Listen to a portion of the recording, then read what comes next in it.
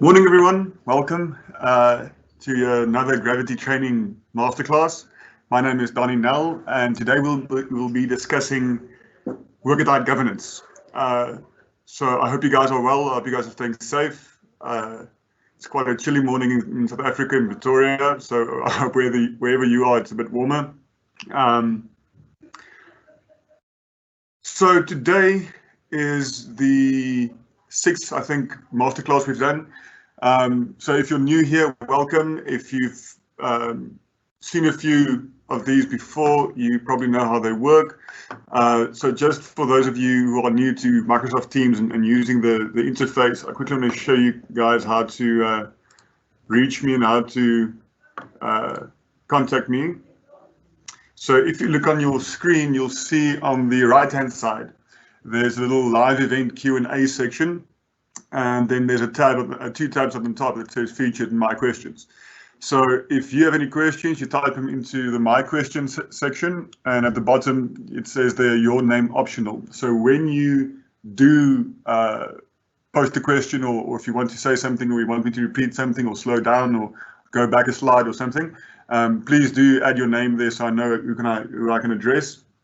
And then on the featured tab, so on my side, I can see all the questions coming in, and then I can publish them, and then everybody can see your questions. So depending on how many we get, I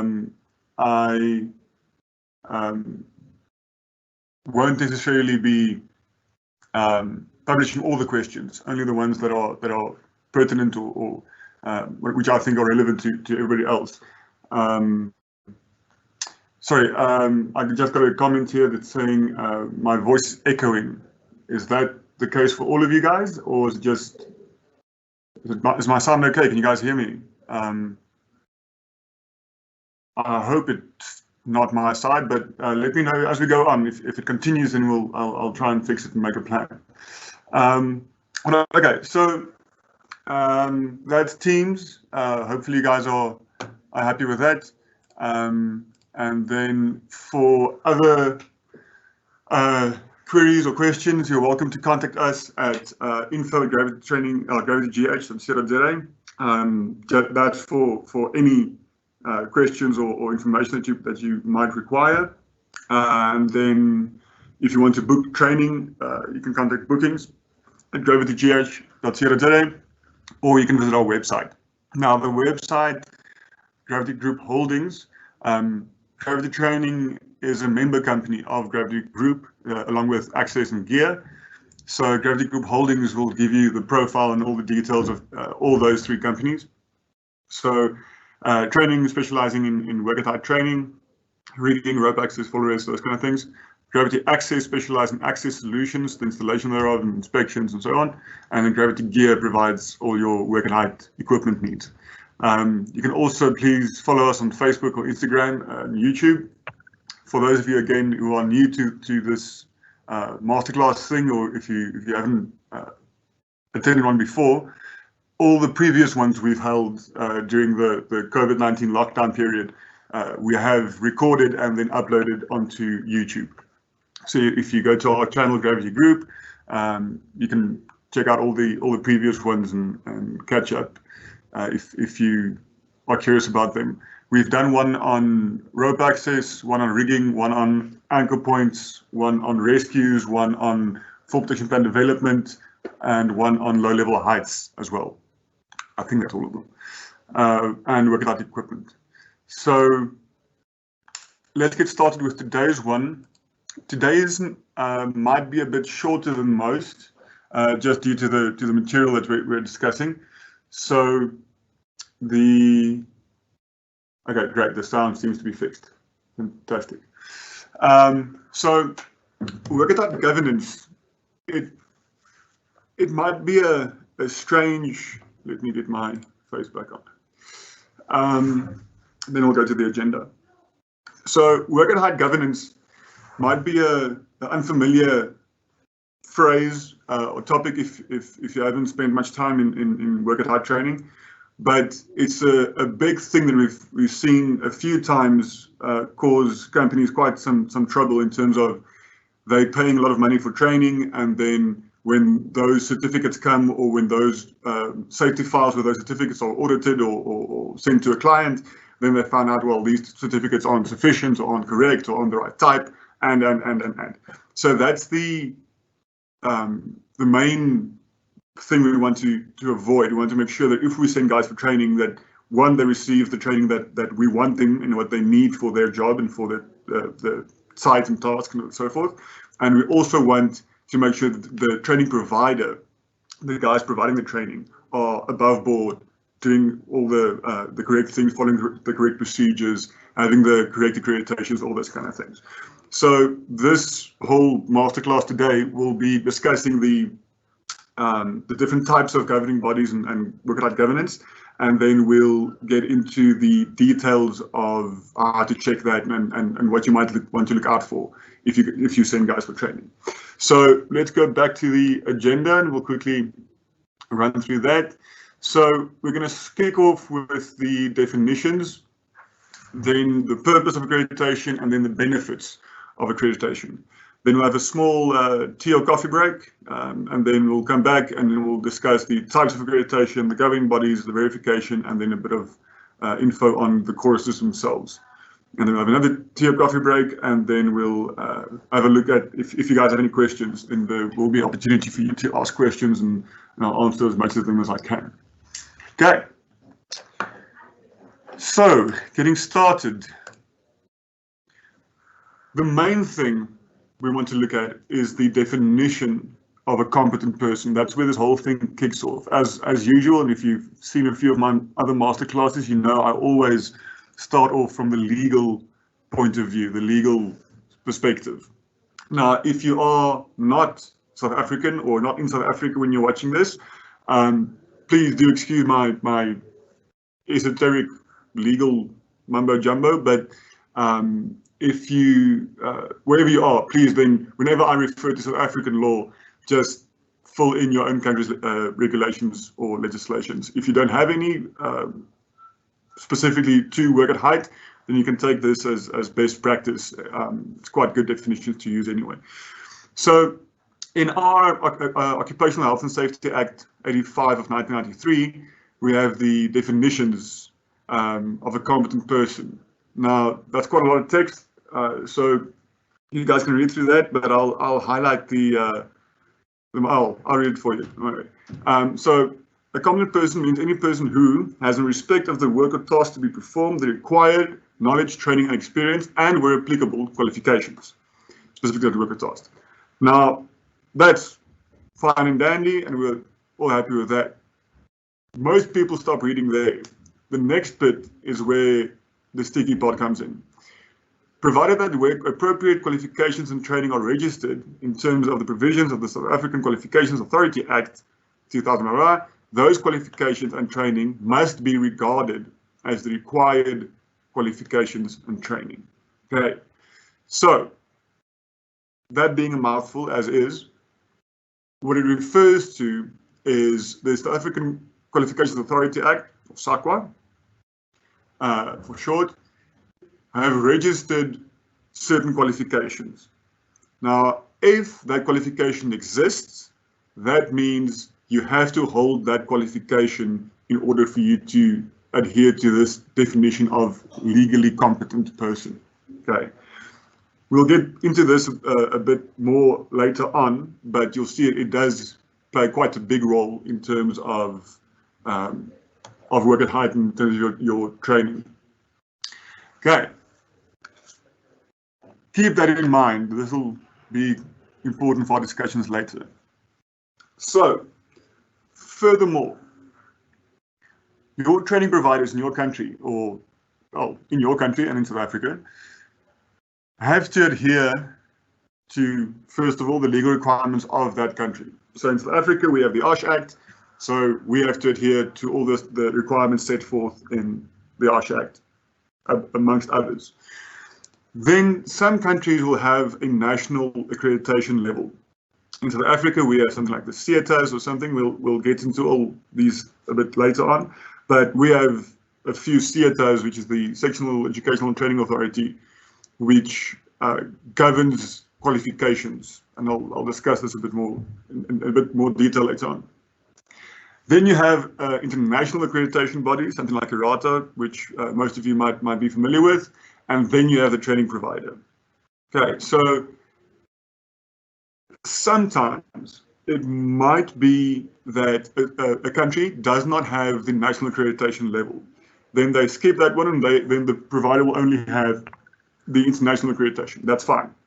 But if all those exist in the country, the training provider should comply to all of them.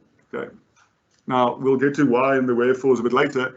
What I want to draw your attention to is, as a client, as a company looking to send people for training, you have to be aware of the accreditations that are in your country or which do apply to your specific needs. Okay, so you can then audit or vet your training providers accordingly, right? So, why do we care about accreditation? Well, first of all,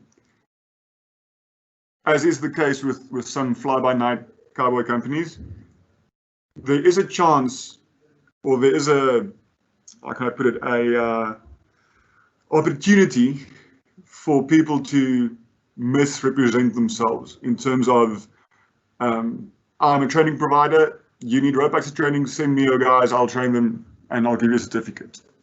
Now, anybody can say that, and there's no verification, there's no accountability.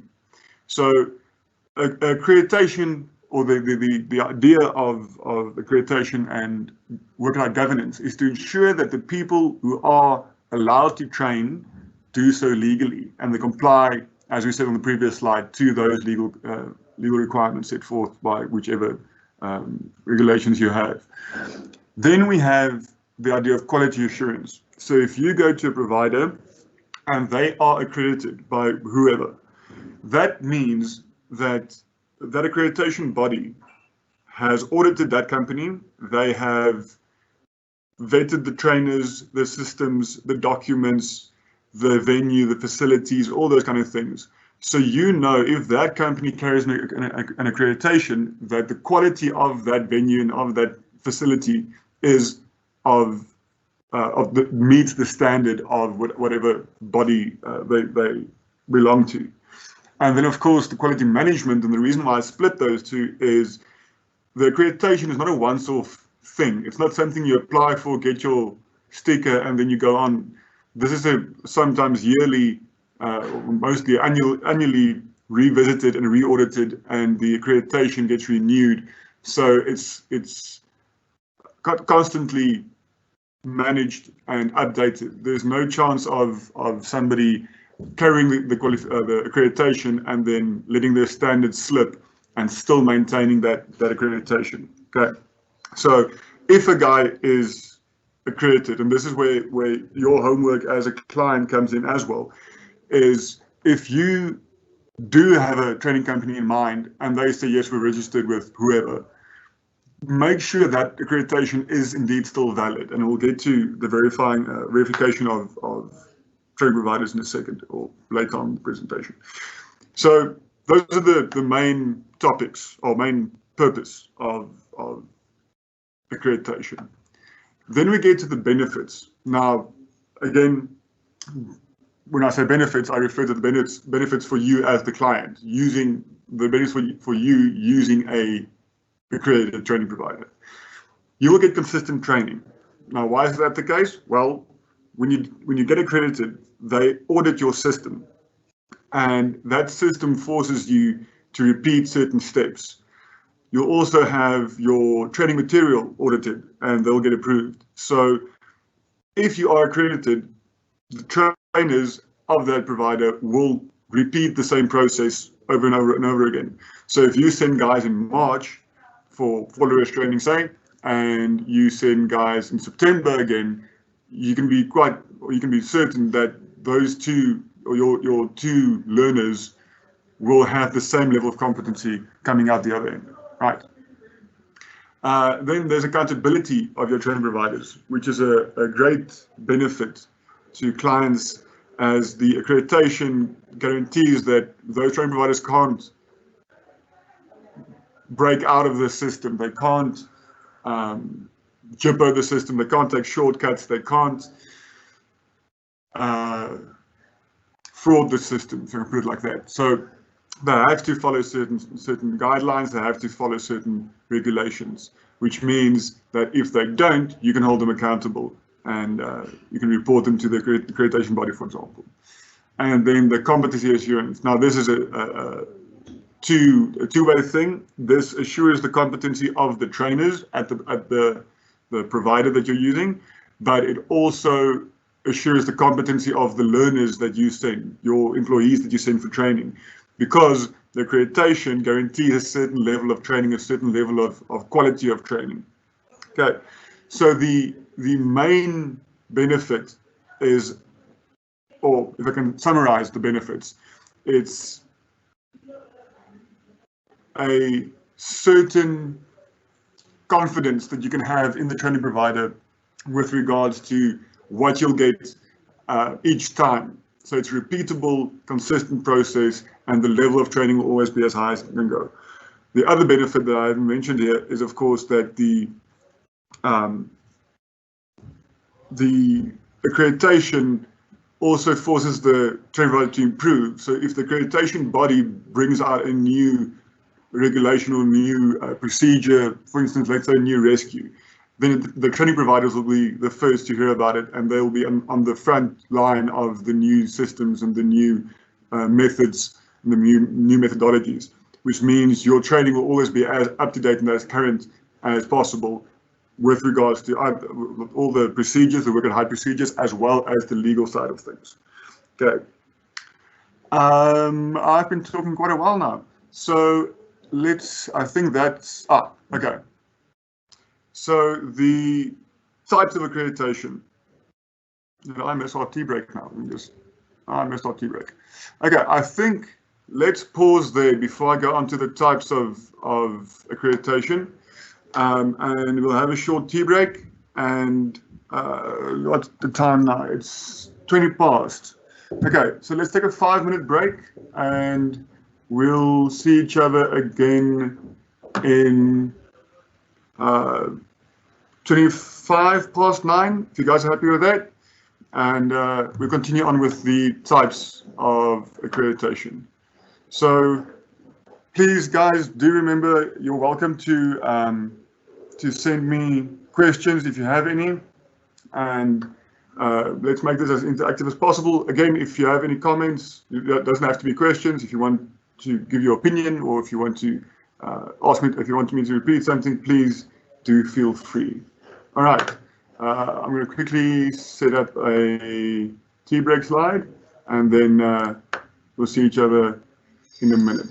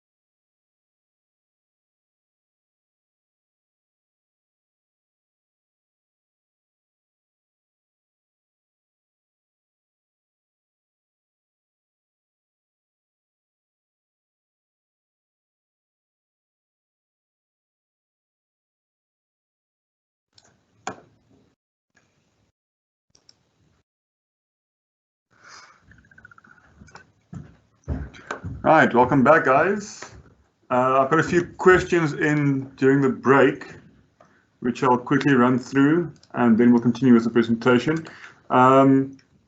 So the first one was, Mohammed, I've seen your questions. If you don't mind, I might wait until the end to answer them, as they are more to do with a previous workshop that we did. So good questions, and I'll get to them in the end. Johnny, your question about the competence of a trainer. I have a section in this presentation about the verification of providers and so forth, which we'll get to as well. And then Moritz, you asked, is the IWH compulsory for training providers? Currently, no. It's not a must, but they are in the process of becoming the governing body, the legal body. So it's worthwhile just to start using IWH approved guys, as it will become necessary. Also, they are SAQA approved, the IWH. So they are at the forefront of the new standards, the new training methods, all those things. So if you don't use them, it's a bit old-fashioned, and the quality of your training will be a bit outdated, which puts you at risk on site. So it's not compulsory, but it's a good compulsory. So let's get going with the slideshow. Here we go. Okay, we've had our tea break.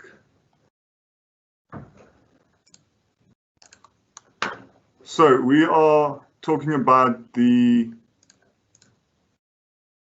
types of accreditation. So as we said earlier, there is a governmental level. There is, for instance, in South Africa, we have the CETAs, which is a state organization, and they approve and accredit training providers. They are the custodians of the qualifications.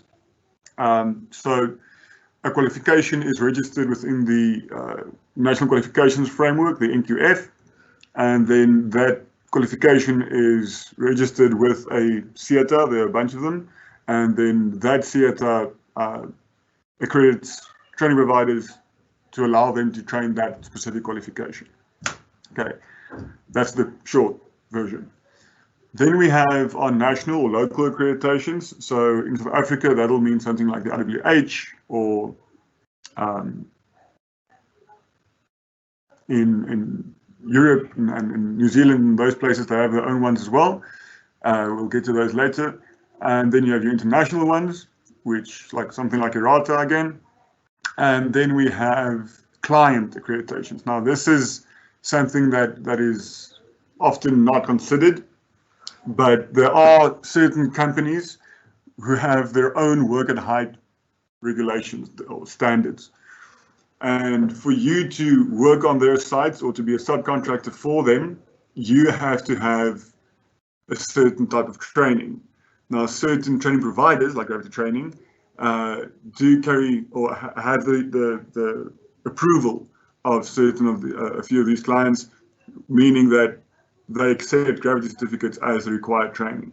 Okay, so make sure that when you do get training, that whatever training you get is in line with what your client requires as well.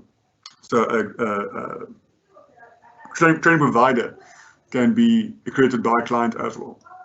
Okay, and then that last one, the work at height discipline, is make sure that the accreditation that the provider has is relevant to the work at height discipline. When I say discipline, I mean rope access, fall arrest, something like that, okay, or rigging. It's often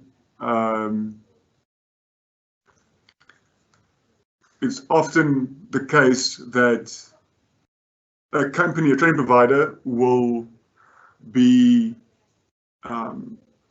will sell itself as having rigging or services CETA accreditation, which is one of the CETAs, and then they'll provide rigging training as a CETA accredited company. However, the rigging training doesn't fall under Service Theatre, it falls under Masterclass.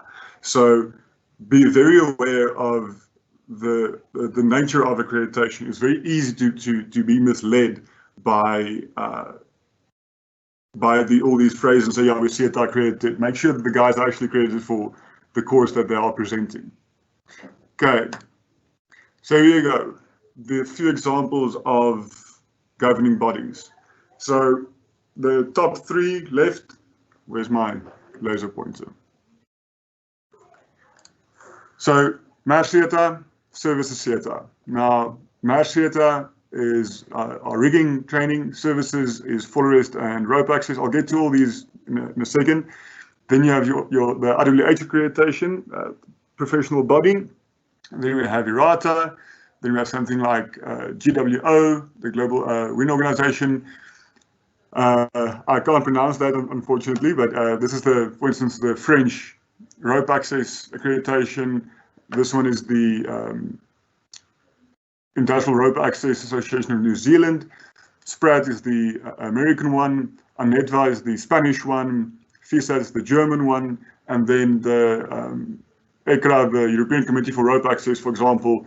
These three, the French one, the German one, and the Spanish one, all are member companies of the European one.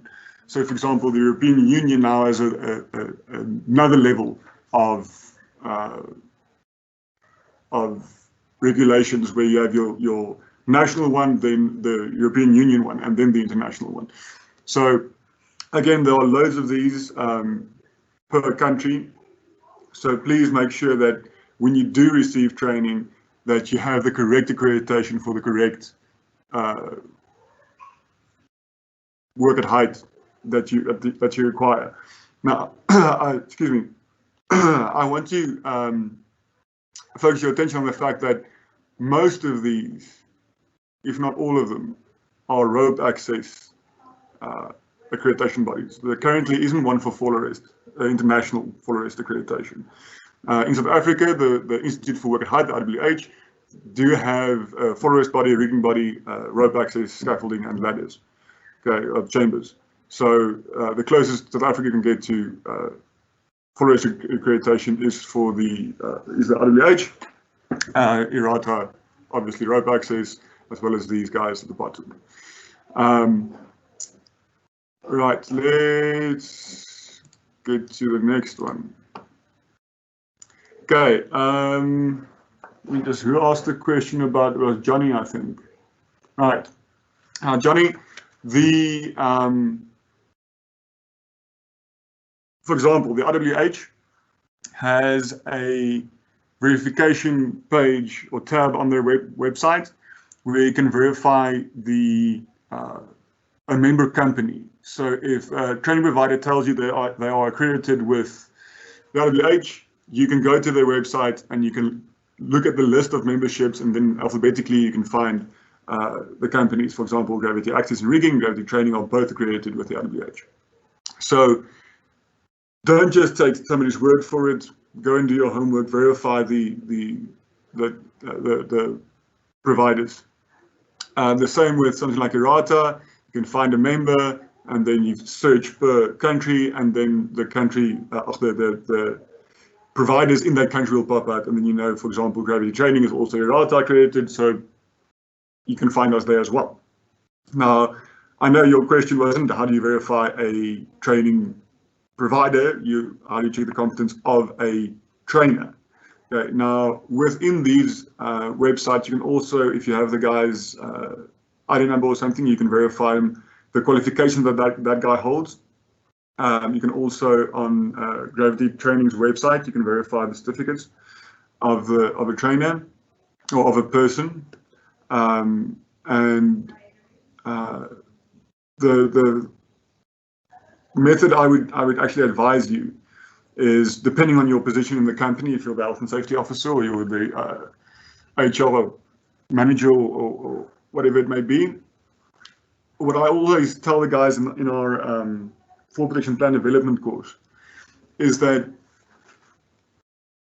if you are worried about the competency of a trainer, not a company or a system, I would also always advise you to go and attend that training yourself before you send your employees on it.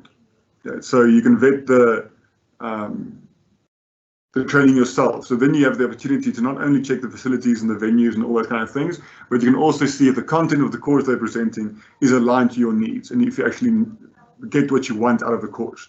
So I would advise you can use systems like these online verifications of qualifications and providers, but the best way to verify the competence of a trainer is to attend his course and to see if he actually does deliver what you require. Okay.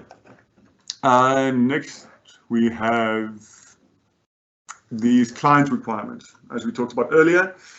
So guys like these will have their own work out standards that have to be complied with.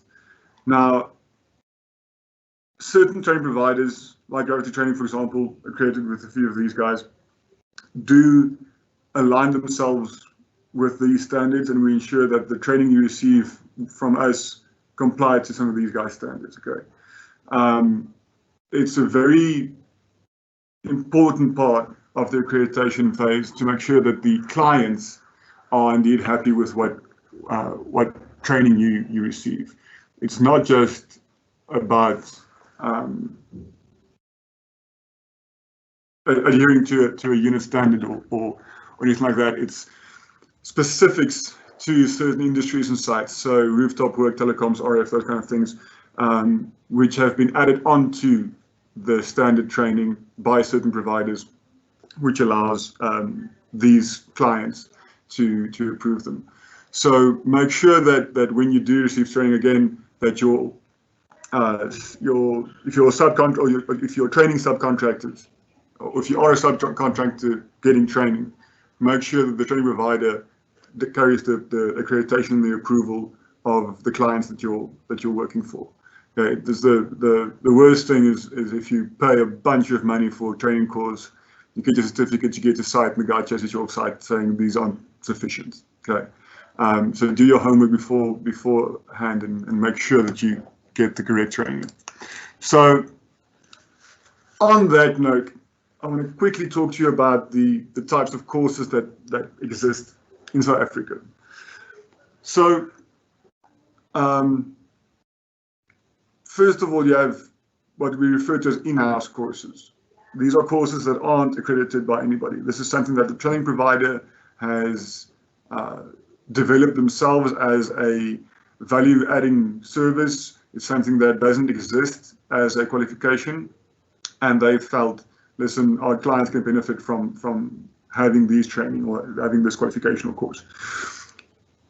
Then you have LNQs. Now, LNQs are what stands for Learning, Not Qualification. That's something that the IWH have implemented. So, for example, if you remember back to the definition of a competent person, it says that where qualification has been registered in terms of the SAQA Act. Now, the LNQs are trainings that do not have a qualification registered with SAQA. They are however registered with the IWH. So they have the national accreditation, not the governmental one. But that still has the same benefits of accreditation that we talked about earlier. It's still audited, it's still vetted, it's still quality assured. And I'll give you a few examples on the next slide. And then we get to the Nqf courses. Now these are the proper ones. These are the ones that have been registered with SAQA in terms of the SAQA Act, and they do follow. They are the required training to be deemed that you have to be deemed a competent person. So if you are doing rope access, there's a rope access qualification. So for you to be a competent person, you have to have that specific Nqf rope access qualification. Okay, so recap, I'll go the other way. Nqf are the national registered, SAQA registered courses, unit standard training. Then you have your LNQs, which are registered with the IWH, not with the SAQA or CETA. But they do still carry a national level of accreditation, which means they are still of high quality. And then you have your in-house courses, which carry no accreditation apart from the training providers. So that's where it becomes tricky. If I am a training provider and I say, yes, I have an in-house fall arrest course for you, or I have an in-house rigging course, then there's no quality assurance, there's no guarantee in terms of content, in terms of assessment, in terms of quality. And that means I can train you what I want in terms of I can skip things, I can train you incorrectly, I can train you unsafely. But if a training provider already has the accreditations of CETA, of IWH, IRATA, those guys, then you can be quite sure that their in-house courses will be of the same quality, because the accreditation won't stand for them training something so far off the requirements of a governing body. Okay, so if you do want in-house courses, or I would advise you to still make use of accredited training providers. Okay. So, as I said, a few examples of what I'm talking about. So, for example, we at Gravity train a full arrest course. We have basic full arrest and full arrest and basic rescue. Now, those numbers in brackets, the EG 9895, that's our shorthand for the unit standards. So, the full unit standard for those two are 22998 and 22995. Okay, and they are registered with Services CETA. Then we have rope access. Again, it's 230000 for level 1 rope access. Or then 22996 for level 2 rope access, for example. They are both registered with Services CETA and IRATA. Okay, all our rope access courses, not only those two. Again, these are the qualifications, the accreditations that Gravity training has. But this can also serve as a guide to where, if you do go to a training provider and they say they're accredited, make sure that if they say, like I mentioned earlier, if they provide you with rigging training and they say they're CETA accredited, make sure they're MASH CETA accredited, not construction CETA or whatever. Okay, because the 14706 unit standard for rope rigging, for example, is a MASH CETA registered qualification, and therefore you have to have that one.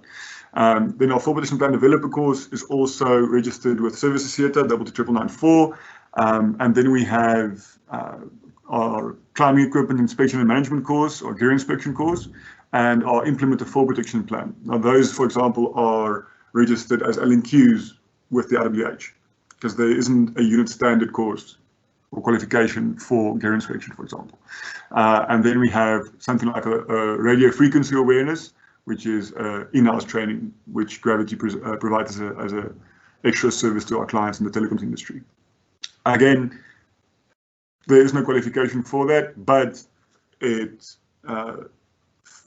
helps our clients, obviously. But because we carry the accreditation of Services, MASH CETA, IRATA, IWH, that course is developed at the same level of quality, and it goes through the same stringent process of moderations and whatever as all other courses. So in Gravity, we treat all our courses the same, and we hold all of them to the same standard in terms of accreditation. Right. I believe that's that. We can have another tea break, another 5-minute one, and then we can do our Q&A session. So I'll see you back here, Mohammed. I haven't forgotten about your questions. I'll get to them in this Q&A section as well.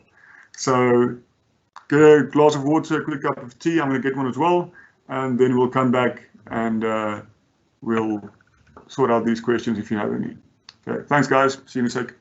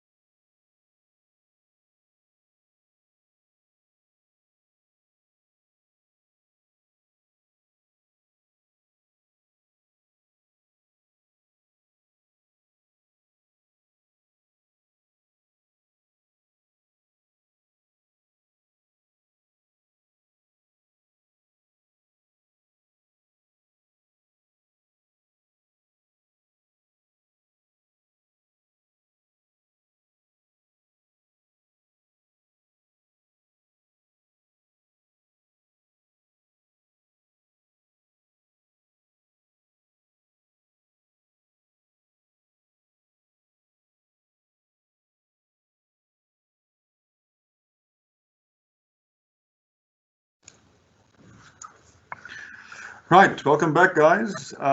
It's still cold here, as you can imagine. Get those questions in while I'll give you guys a good few minutes to think about them. While I have you here, let me know if there are any topics that you might like us to discuss in the next masterclass, if there's something you're curious about or something that you feel would benefit you, as well as is this time slot working for you guys, the 9 o'clock to 10:30 one? If not, let me know. If maybe Friday mornings are a bit busy for you now, especially with the lockdown levels being reduced. I know a lot of companies are back to sort of almost normal working hours. So let me know, and then we'll see if we can make a plan. So let me just see which questions I have here. All right, Maritz's question about is the RWH compulsory we've done. Johnny's the competency we've done. I'll publish these questions as I answer them and as if I've answered them already. Thanks for the reminder, Johnny. I got sort of caught up with having two screens and questions and everything. So as I wait for your questions, I'll quickly, Mohammed, if you are still here, I'll publish these two of you. Where's the other one? There you go. So I'll start with the first one. Hi, what is the maximum length of working at height? I mean, start from 2 meters or what? I would advise you to go to our YouTube channel. I did a masterclass like this specifically on low-level heights. And in the first few slides, we discuss that exact question. But I'll give you the short answer here. In South African, in the Occupational Health and Safety Act, in our legal requirements, it says if you work from a full risk position. So it never specifies a specific height or minimum height. It says if you work in a full risk position, and then it defines that full risk position as a position where you can fall off, from, or into. So no height specified. If you're in a position where you can fall off of something, into something, or from something, then you are in a full risk position, and then you are working at height, and then you need all the equipment training, risk assessments, fall protection plans, everything like that has to be in place then as well. Okay. And then your other question was the wind speed one. The recommendation or the rule of thumb is maximum wind speed is 37 kilometers per hour, but does that count for all heights? Now, of course, the higher you go, the stronger the wind gets, and depending on the structure you're working on, the dodgier it becomes. But that comes down to your risk assessment. So the reason for the 37 kilometers per hour limit is it does start to make being up at high danger. It can physically blow you off the structure if it goes past that. And that's, of course, for any height. If a 37 mile an hour wind blows on your ground level, you'll still stumble, same if you're up there. But it depends on your work as well. For example, if you're doing rope access and you're hanging on ropes, the wind becomes a much bigger issue because you're not actually holding onto something that you can stabilize yourself against. And if you're doing rigging, for example, you might be lifting something that has quite a large surface area, which then obviously catches the wind and makes it a lot more dangerous, a lot more difficult. So depending on your job and your site and your task and all those things, that limit might come down quite considerably. But the height thing doesn't really matter. It's the wind and what job you're doing and how you're doing it that matters. Okay, I think this masterclass was a quite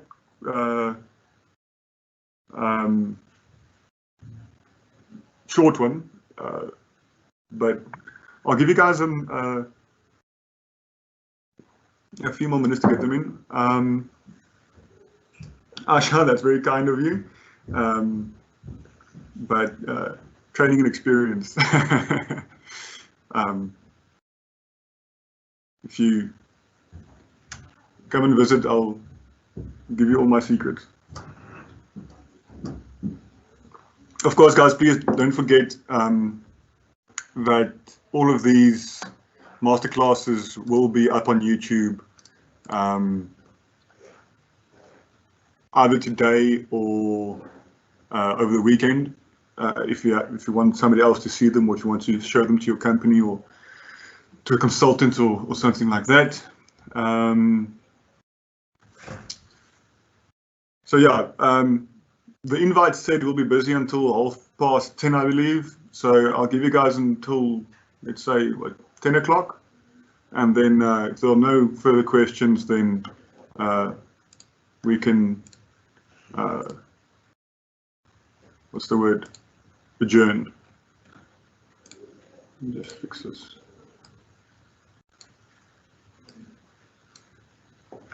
You're driving me crazy.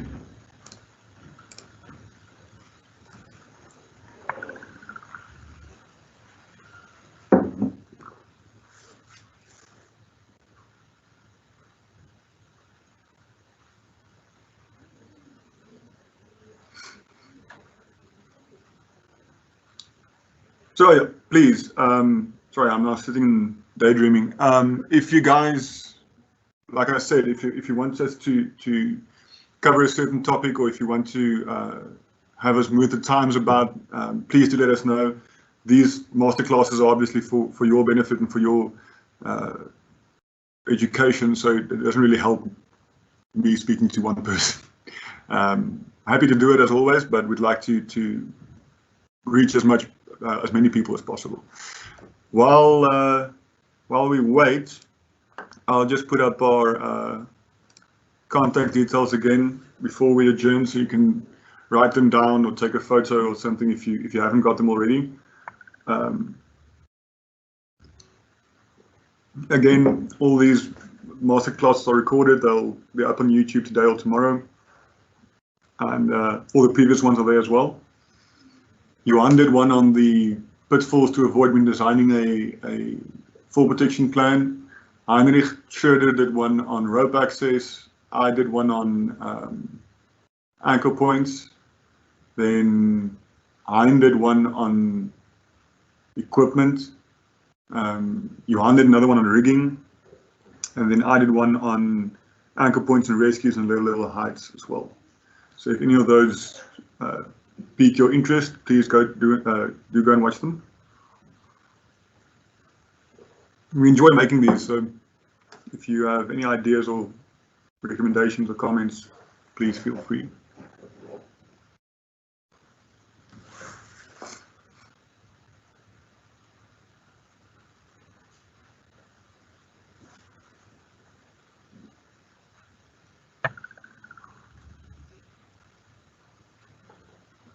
Okay, if there are no further questions, I think we can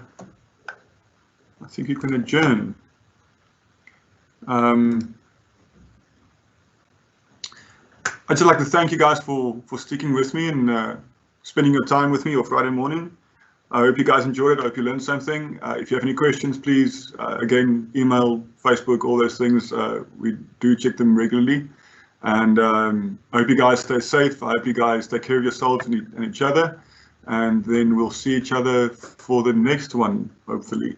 All right. Enjoy your weekend, guys. Thanks for being here. See you soon.